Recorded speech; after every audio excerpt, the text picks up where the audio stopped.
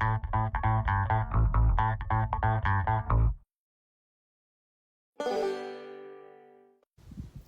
was about 6 years ago, and we were struggling with a lot of mastitis.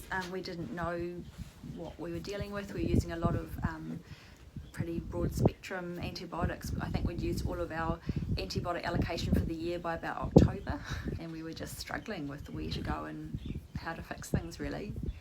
Kind of shooting in the dark, really, with what we were dealing with. Yeah.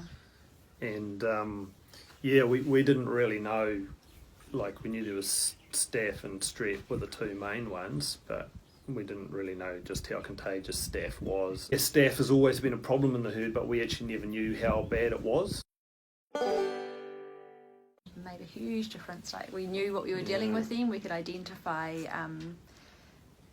what bug we had and what to best treat it with, and it just really gave us a lot of control, I think, over what we were doing. And so it takes the guesswork away, and it saved us a lot of money because we're not over treating cows, because there'd be cows with like clinical signs, like you strip the milk and there's clots in it, and they go, oh, we better rush in and treat that, and that's why we used a huge amount of antibiotics.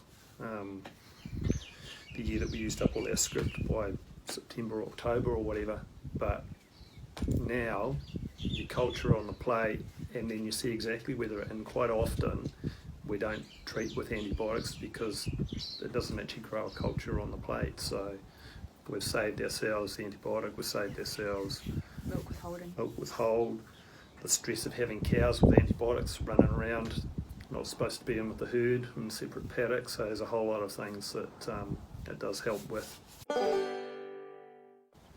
Customer service is amazing. Nothing's ever too much. Natasha's always available at the end of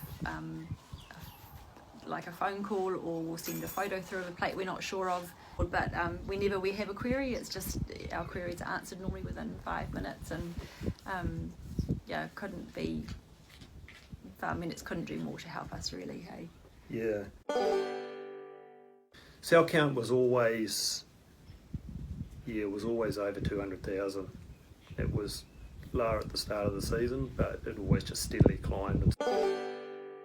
Cell count's great now, isn't it? Yeah. It's mostly under 150,000 yeah. most of the year, and we could go once a day if we chose to. It's been night and day, really, and it just makes farming a lot more fun when you're not always wondering what's going on. Yeah. One of the things about Farm Medix that actually has been the real big benefit for myself is the fact I'm not in the shed all the time, so I cover for staff for holidays and weekends off and that sort of thing. And what we've had in the past is staff have taken control of the mastitis situation. They've just treated cows and used like a broad spectrum antibiotic to treat pretty much everything, whether it's strep or CNS or coliform or staph, and it's sort of been a blanket approach. But with the protocols that we have in place now, and with the information and technology that we've got from Farm Medix, it's all laid out, and it's easy to identify what the particular bug is.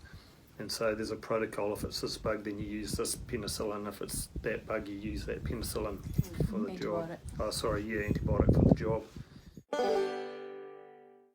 One other bit of advice that we got from Natasha, and I really hate this, but it saves us a lot of money. So we're treating individual cortisone cows now, and not just, we've gone away dry cow therapy. Yeah, dry cow therapy, and we're not blanket dry cow like we used to be. So it's strategic, so it's saving us money. It's just a bit of extra time doing it.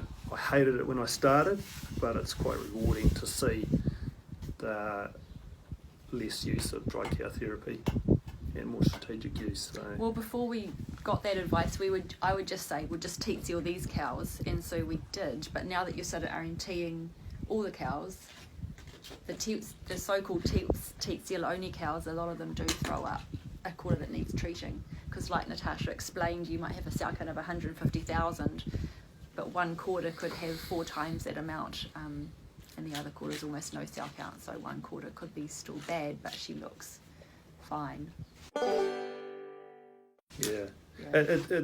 it's the way the dairy industry is going to go, because like less use of antibiotics is what the dairy companies are wanting us to do. So we've sort of started down that road by strategic use of dry cow therapy.